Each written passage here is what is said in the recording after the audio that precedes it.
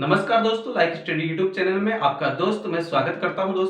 दोस्तों आज पढ़ेंगे हम राणा सांगा के बारे में पढ़ने वाले हैं। दोस्तों हमने चर्चा कर ली आपके सामने पहले जो जितने वीडियो डाले उसमें महाराणा प्रताप के बारे में चर्चा करी थी, महाराणा कुंभा के बारे में चर्चा करी थी, गुहिल वंश के बारे में पढ़ा था। अब जो सिसोदिया वंश के में जितने भी शासक आते हैं उनके एक एक करके हम डिटेल से पढ़ने वाले हैं। तो चर्चा करते हैं महाराणा सांगा के बारे में। ठीक है दोस्तों, तो राणा सांगा के शासनकाल की बात करें तो शासनकाल इनका हुआ था 1509 से 1528 ईस्वी तक इनका शासनकाल हुआ था। ठीक है दोस्तों, ये तो आपको ध्यान रखनी है। महाराणा सांगा के शासनकाल की बात आ जाती है। ठीक है, अब इनके पिता की जो बात करें तो पिता का नाम आ जाता है, क्या नाम आ जाता है दोस्तों? रायमल। रायमल इनके पिता का नाम आ जाता है। रायमल इनके पिता हुए थे। रायमल महाराणा सांगा के पिता हुए और महाराणा सांगा के पिता जो हुए रायमल, इनका शासनकाल होता है 1473 से 1509 ईस्वी तक इनका शासनकाल रहता है। 1473 से 1509 ईस्वी तक इनका शासनकाल रहता है। किनका? रायमल का। ठीक है, इसके इनके बारे में भी हम चर्चा करेंगे अगले वीडियो में। अब बात आती है कि रायमल राणा सांगा के पिता हुए, 1473 से 1509 ईस्वी तक इनका शासनकाल रहता है। इनके 4 पुत्र हुए और 4 पुत्रों के नाम आ जाते हैं। इनके पुत्रों की अगर चर्चा करें तो इनके 4 पुत्र हुए। पहले नंबर पे आता है पृथ्वीराज। क्या नाम आ जाता है? पृथ्वीराज। पृथ्वीराज दूसरे नंबर पे, अगर ये तो सबसे बड़ा पुत्र होता है रायमल का, जिसका नाम आ जाता है पृथ्वीराज। इनसे छोटे वाले का नाम आ जाता है राय सिंह और उसके बाद में आता है जयमल और जयमल के बाद में आता है संग्राम सिंह। ठीक है दोस्तों, तो ये बात आती है राय सिंह। राय सिंह इनके छोटे बेटे का नाम रहता है राय सिंह। और राय सिंह के बाद में तीसरे नंबर पे जो तीसरे नंबर का इनका पुत्र होता है उनका नाम आ जाता है जयमल। ठीक है, क्या नाम आ जाता है? जयमल।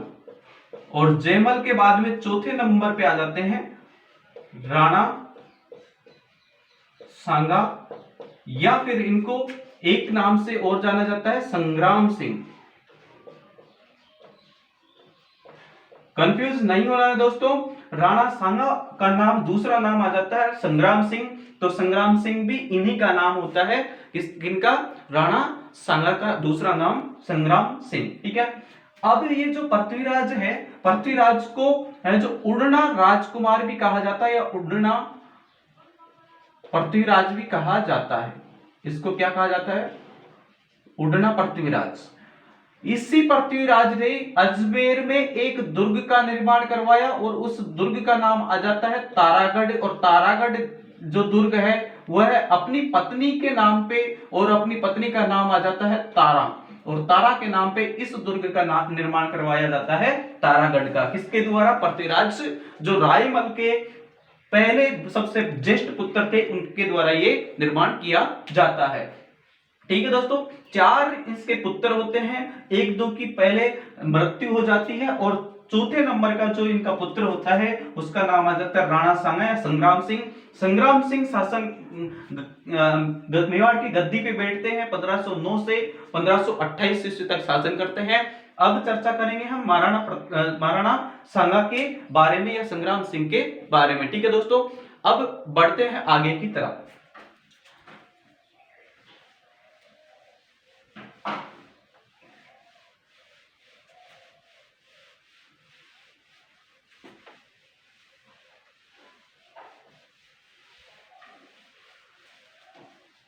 अब देखिएगा दोस्तों, जो राणा सांगा जब गद्दी पे बैठते हैं, इनका राज्याभिषेक होता है। राज्य जो अभिषेक होता है उस समय दिल्ली का जो सुल्तान होता है सिकंदर लोदी की बात आ जाती है। तो दिल्ली के सुल्तान की बात करें, ये दिल्ली है और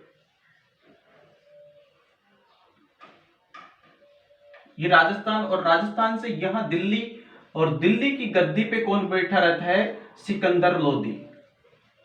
कौन है दोस्तों? सिकंदर लोदी। ये सिकंदर लोदी दिल्ली की गद्दी पे बैठा रहता है जब मेवाड़ में राणा सांगा का क्या होता है, राणा सांगा का राज्याभिषेक होता है।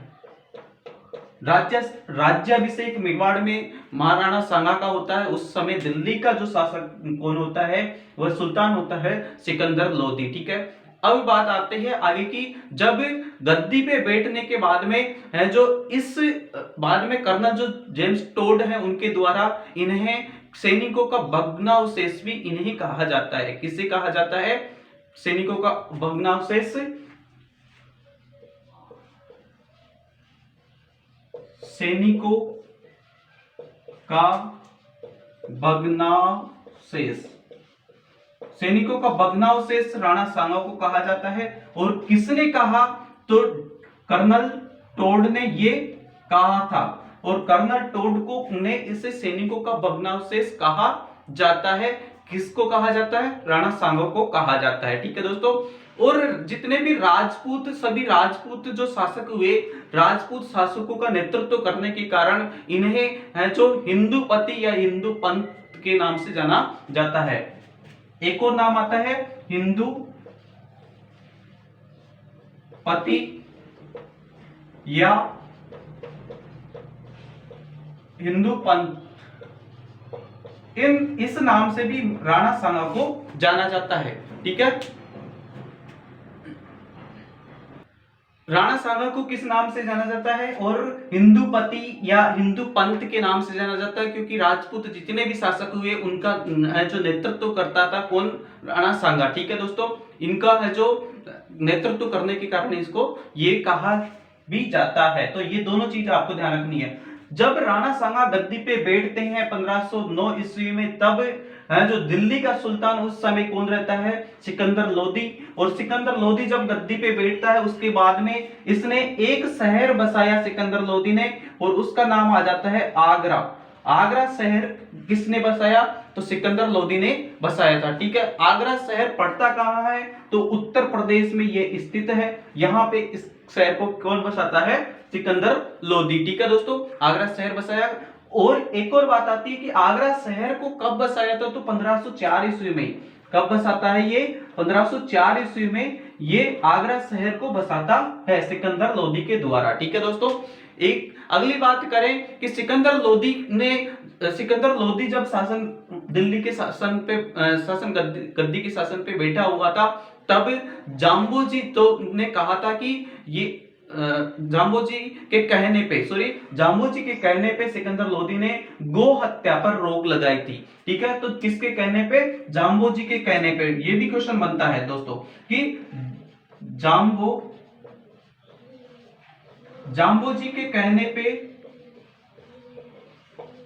गो हत्या पर रोक लगाई। किसने लगाई? सिकंदर लोदी ने। ठीक है, किसके कहने पे? तो ये इन्होंने जाम्बोजी के द्वारा कहने पे गो हत्या पर रोक लगा दी जाती है सिकंदर लोदी के द्वारा। ठीक है, तो बात किसकी कर रहे हैं? महाराणा सांगा की। इसे सैनिकों का भग्नावशेष कहा जाता है। क्यों कहा जाता है? क्योंकि सैनिकों का सही तरीके से नेतृत्व करता है, इस कारण इसको सैनिकों का भग्नावशेष कहा जाता है। और किसने कहा सैनिकों का भग्नावशेष? तो कर्नल जेम्स टोड ने, इतिहासकार जो कर्नल जेम्स टोड है, इनके द्वारा ये कहा जाता है। इन्हीं को जो हिंदूपति या हिंदू पंथ के नाम से भी जाना जाता है। किन्हें? राणा सांगा को या संग्राम सिंह को, क्योंकि हिंदू जो जितने भी राजा हुए उनका नेतृत्व सही तरीके से करने के कारण इनको ये कहा हिंदूपति या हिंदू पंथ कहा। जाम्बोजी के कहने पे गो हत्या पर रोक लगाई सिकंदर लोदी ने। ठीक है, सिकंदर लोदी ने आगरा शहर को बसाया 1504 ईस्वी में। ठीक है दोस्तों, अब आगे बढ़ते हैं। अब आगे की चर्चा करते हैं दोस्तों। सिकंदर लोदी है जो जिसके द्वारा आगरा शहर को बसाया गया 1504 ईस्वी में, जो इसके द्वारा बसाया गया। जाम्बोजी के कहने पे गो हत्या पे रोक लगा दी गई। और इसी सिकंदर लोदी ने जसनाती जो संप्रदाय है कतरिया सर बीकानेर में, उसमें जो 500 बीघा जमीन है दी। किसने? सिकंदर लोदी ने। इसी सिकंदर लोदी की बात आती है। किसकी? सिकंदर लोदी। और सिकंदर लोदी की अगर बात कर दें तो इसी सिकंदर लोदी ने कतरिया सर और ये कतरियासर कहाँ पड़ता है? तो ये बीकानेर में, और बीकानेर में ये कतरियासर बीकानेर में है, जो जसनाती संप्रदाय की पीठ है यहाँ पे। ठीक है, जसनाती संप्रदाय की क्या है? पीठ है। कतरियासर बीकानेर में जसनाती।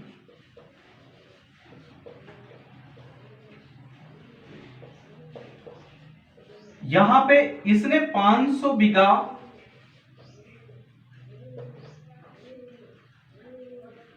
बीघा क्या दी थी? जमीन। किसने दी?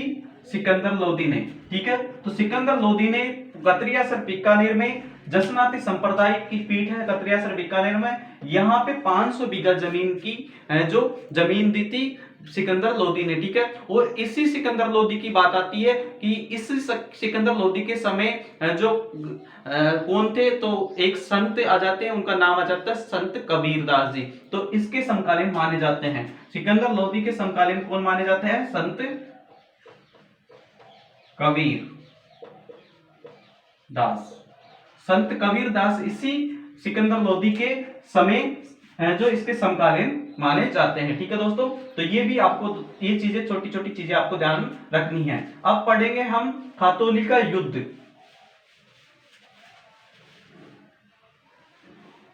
अब चर्चा किसकी करने वाले हैं? खातोली के युद्ध की। और खातोली का युद्ध कहां लड़ा गया, कब लड़ा गया, किस किस के मध्य लड़ा गया, ये चर्चा करेंगे। खातोली का युद्ध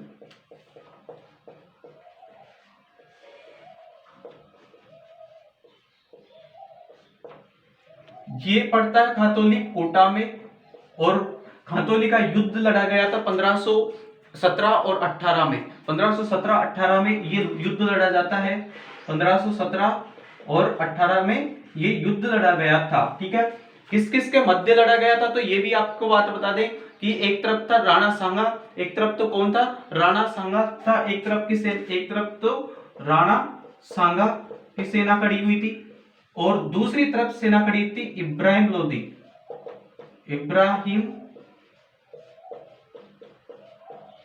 की। ठीक है, इब्राहिम लोदी और राणा सांगा के मध्य युद्ध होता है, और युद्ध होने के कारण जो इसमें इब्राहिम लोदी क्या हो जाता है? पराजित हो जाता है।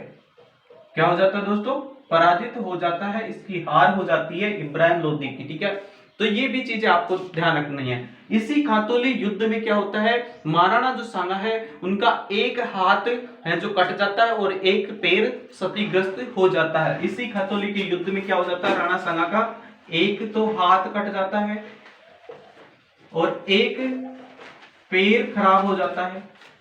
तो ये भी आपको बात ध्यान रखनी है। ठीक है, तो खातोली का युद्ध पूछ लिया जाए। खातोली का युद्ध कहां हुआ था? कोटा में हुआ था खातोली का युद्ध। और ये कब हुआ था? तो 1517 और 1518 ईस्वी में ये युद्ध लड़ा गया था। किस किस के मध्य? राणा सांगा और इब्राहिम लोदी के मध्य ये युद्ध लड़ा जाता है। और इसमें पराजित किसकी होती है? तो पराजित होती है इब्राहिम लोदी की। और इसमें राणा सांगा ने एक हाथ और एक पैर जो अपने गंवा दिए थे। अब चर्चा करेंगे बाड़ी का युद्ध। और बाड़ी का युद्ध कहां होता है? तो देखिएगा,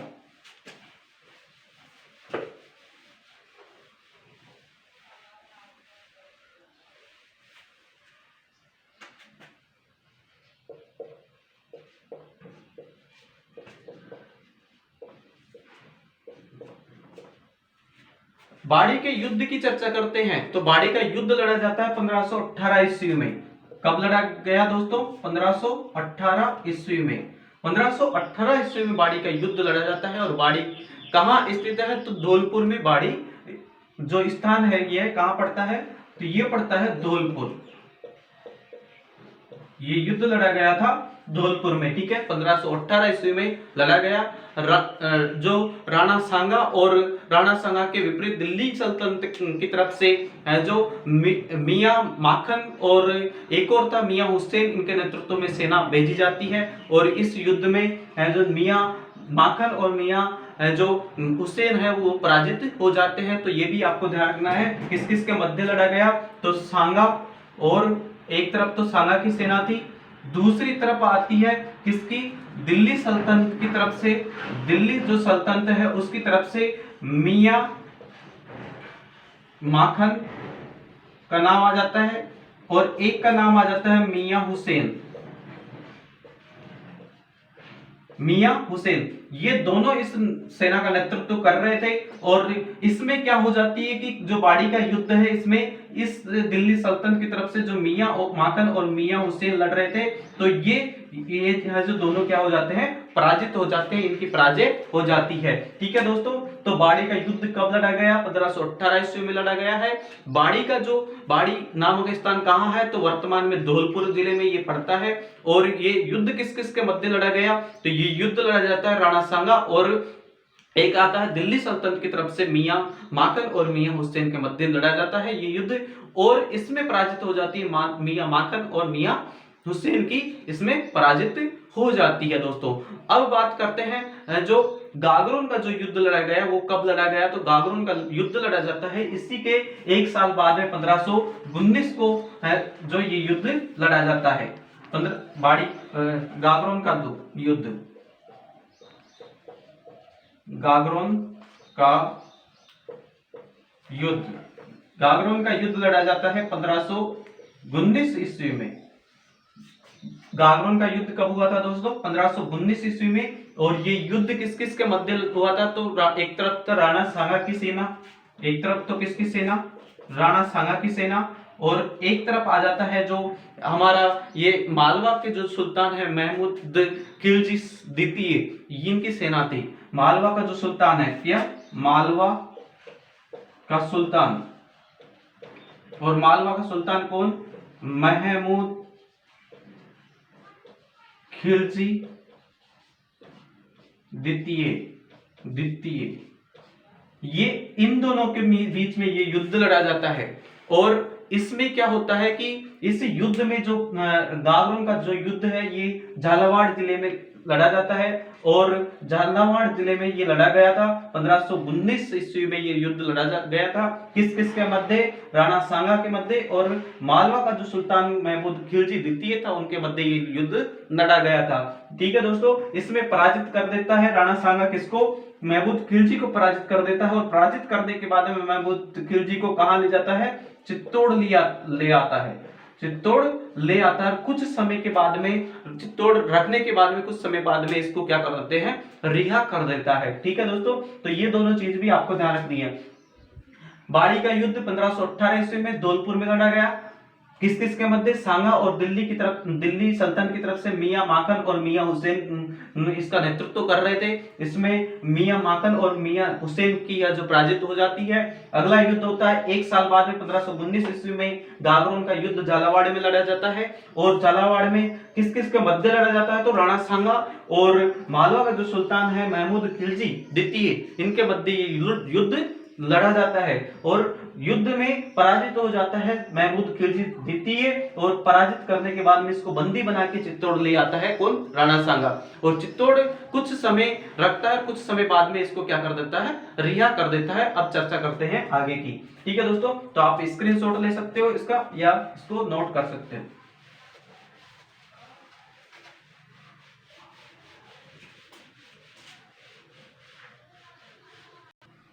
अब बात करते हैं बयाना का युद्ध। बयाना का युद्ध कब लड़ा जाता है? तो बयाना का युद्ध, बयाना पड़ता कहाँ है? तो भरतपुर में स्थित है बयाना। और कब लड़ा गया? तो ये लड़ा जाता है 16 फरवरी 1527 ईस्वी को ये युद्ध लड़ा गया था। ठीक है, बयाना का युद्ध कब लड़ा गया था? तो 16 फरवरी 1527 को ये युद्ध लड़ा जाता है। और किस किस के मध्य लड़ा गया था? तो दोस्तों ये लड़ा गया था सांगा और बाबर की सेना के मध्य लड़ा गया था। ठीक है, राणा सांगा, एक तरफ तो राणा सांगा था और एक तरफ कौन था? बाबर की सेना। इसमें बाबर की सेना और राणा सांगा के मध्य ये युद्ध लड़ा जाता है। इसमें ये युद्ध हार जाता है बाबर ये युद्ध हार जाता है। और इसके बाद में ये दिल्ली जाके जो इसने एक कसम खाई कि मैं कभी भी मदिरा पान नहीं करूंगा, पहली बात। तो दूसरी बात है कि इसके बाद में इसने क्या किया? तम का जो कर था, सैनिकों पे लगा हुआ तम का जो कर था, तम का जो कर था ये समाप्त कर दिया। बयाना के युद्ध में हारने के बाद में सैनिक हताश हो गए कि, और इसने कहा कि बाबर ने कि अब दूसरा युद्ध लड़ेंगे हम किस पे, है जो राणा सांगा के विरुद्ध। तो सैनिक है जो मना कर देते हैं, और मना करने के बाद में उनको है जो कहता है कि मैं और जितने भी सैनिकों पे तमका जो कर लगा हुआ है उसको समाप्त कर देता हूं। दूसरी बात आती है कि बाबर ने इसने क्या किया, जो मदिरा का सेवन करना छोड़ दिया। क्या कर दिया, मदिरा का सेवन करना छोड़ दिया, और जो इसने क्या कर दिया कि जो अगला युद्ध होने वाला है जो कहां होगा, खानवा के युद्ध, इसको है जो इसने जिहाद घोषित कर दिया। जिहाद का मतलब होता है, जिहाद क्या कर दिया, घोषित कर दिया, और जिहाद का मतलब है धर्म युद्ध घोषित कर दिया। ठीक है, तो ये तीनों चीजें आपको ध्यान रखनी है। मदिरा करना छोड़ दिया, और मदिरा पान छोड़ दिया, तमका जो कर सैनिकों पे लगा हुआ था उसको समाप्त कर दिया, जिहाद घोषित कर दिया। एक साल बाद में क्या होता है, एक साल भी नहीं होती है, और उससे पहले उसने युद्ध जो छेड़ देता है। अगला जो युद्ध आता है वो आ जाता है खानवा का युद्ध। तो हम चर्चा करेंगे खानवा के युद्ध की। ठीक है दोस्तों, खानवा का युद्ध कहां लड़ा गया,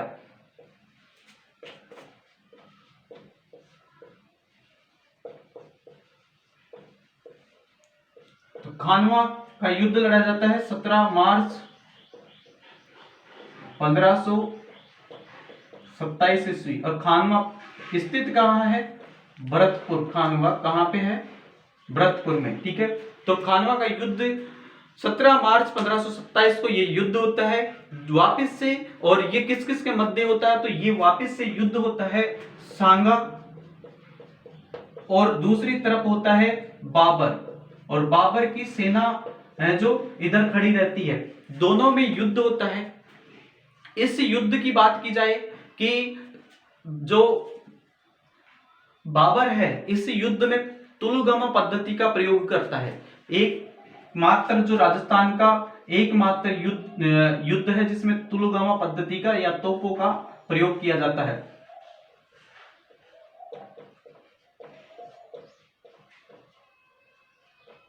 ठीक है दोस्तों, तो तुलुगमा पद्धति का प्रयोग कौन से युद्ध में हुआ, तो खानवा के युद्ध में किया जाता है।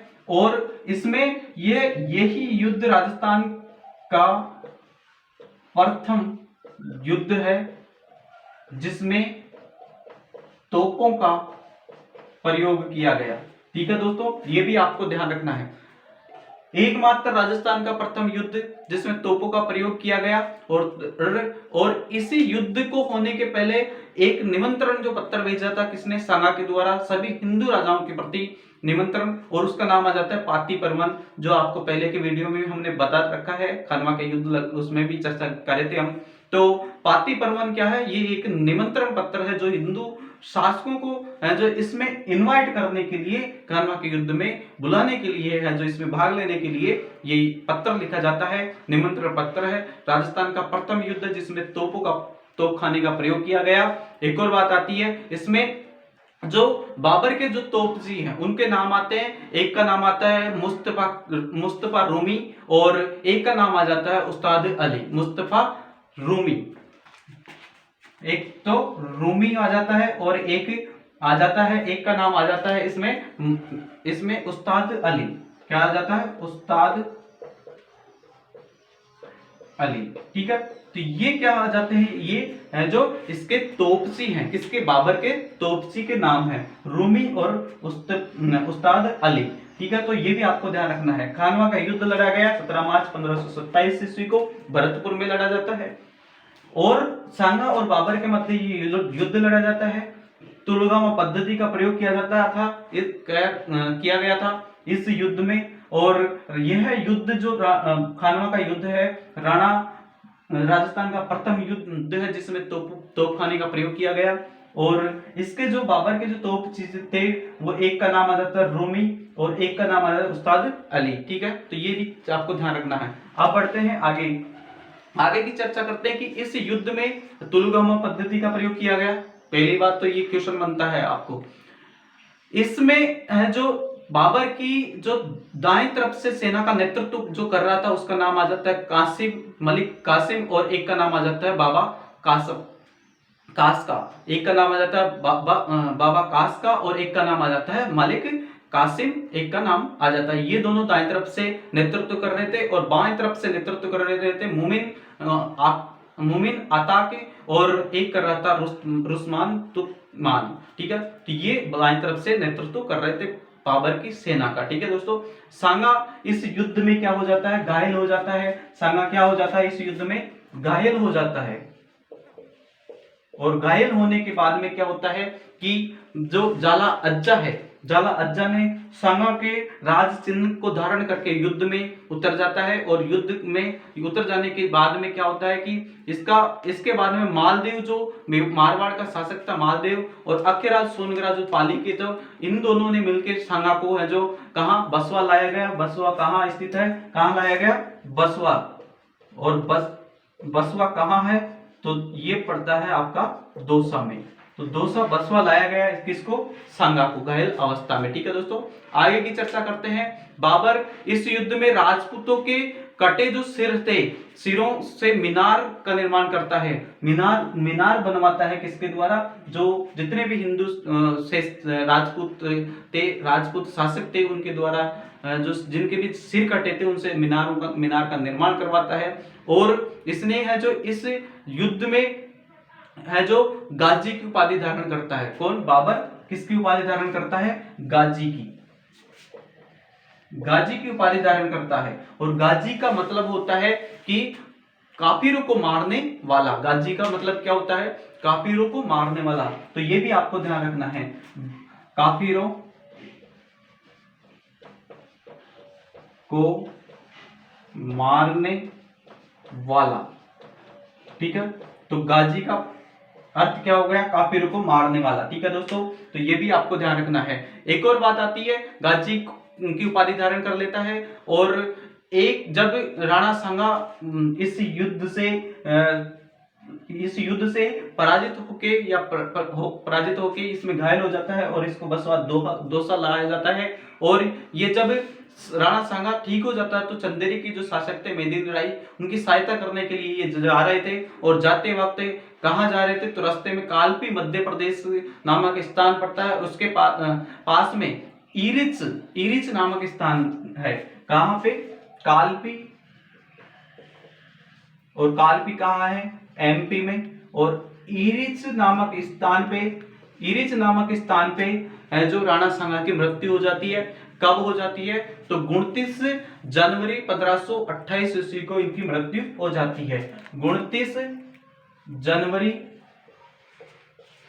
1528 को राणा सांगा की क्या हो जाती है, मृत्यु हो जाती है। ठीक है दोस्तों, अब चर्चा करते हैं आगे की। जब इनकी मृत्यु हो जाती है तो फिर क्या होता है, देखना दोस्तों, खानवा के युद्ध में कब लड़ा गया, 17 मार्च 1527 ईस्वी में भरतपुर में लड़ा गया।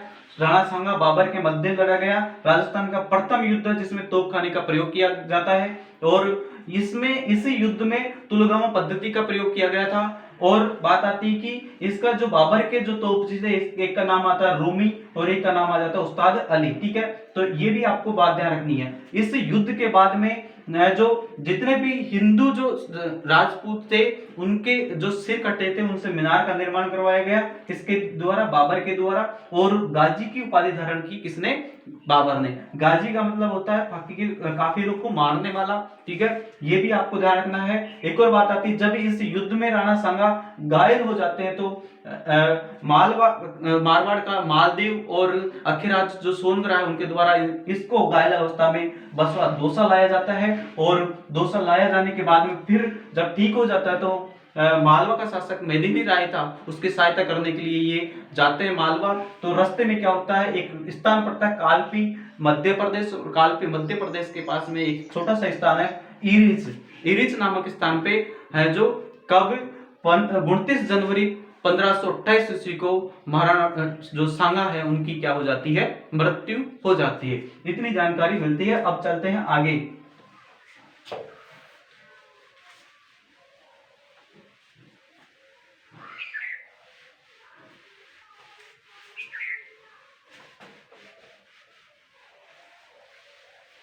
अब दोस्तों 29 जनवरी जब 1528 को इनकी मृत्यु हो जाती है तो इनका दाह संस्कार कहाँ किया जाता है, तो मांडलगढ़ भीलवाड़ा में इनका दाह संस्कार किया जाता है। दाह संस्कार,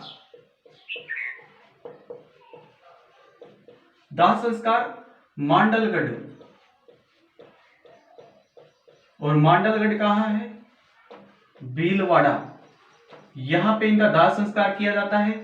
एक और बात आती है कि जो राणा सांगा का जो स्मारक बना है वो कहां बनाया गया है, तो ये स्मारक बना है, ये बना है बसवा, और बसवा कहां है, दौसा, यहां पे इनका स्मारक बना हुआ है महाराणा सांगा का। ठीक है दोस्तों, क्योंकि घायल अवस्था में इसको यहां ही लेके आया गया था। ठीक है, राणा सांगा की जो छतरी के बारे में बताएं तो राणा सांगा की छतरी कहाँ स्थित है, छतरी की चर्चा करें तो इनकी छतरी आ जाती है मांडलगढ़ भीलवाड़ा में, इनकी छतरी आ जाती है राणा सांगा की, ये भी आपको ध्यान रखना है। और मांडलगढ़ भीलवाड़ा में इनकी छतरी किसके द्वारा इसका निर्माण किया गया, तो परमार शासक जो अशोक था, अशोक परमार के द्वारा ये छतरी का निर्माण किया गया। किसके द्वारा किया गया, परमार, अशोक परमार के द्वारा, अशोक परमार, इनके द्वारा इस छतरी का निर्माण किया जाता है, जो किसकी छतरी है, राणा सांगा की छतरी है। इसके बाद में राणा सांगा के बाद में जब इसकी मृत्यु हो जाती है, उसके बाद में इसका पुत्र आता है और उस पुत्र का नाम आ जाता है रतन सिंह। रतन सिंह गद्दी पे बैठते हैं, वो आपको अगले वीडियो में चर्चा करने वाले हैं। उससे पहले दाह संस्कार की बात आती है मांडलगढ़ भीलवाड़ा में। मांडलगढ़ भीलवाड़ा में राणा सांगा की छतरी बनी हुई है। इसका छतरी का निर्माण किसने करवाया, परमार, जो शासक अशोक परमार था उसने इस छतरी का निर्माण करवाया। राणा सांगा का स्मारक बसवा दौसा में स्थित है, घायल अवस्था में बसवा दौसा लाया गया था। एक और बात आती है कि जो राणा सांगा है उसकी मृत्यु हुई थी 29 जनवरी 1528 ईस्वी को, इनकी मृत्यु हो गई थी। ठीक है, तो दोस्तों अगर ये वीडियो आपको पसंद आया तो ज्यादा से ज्यादा शेयर कीजिएगा, लाइक कीजिएगा और सब्सक्राइब कीजिएगा। धन्यवाद।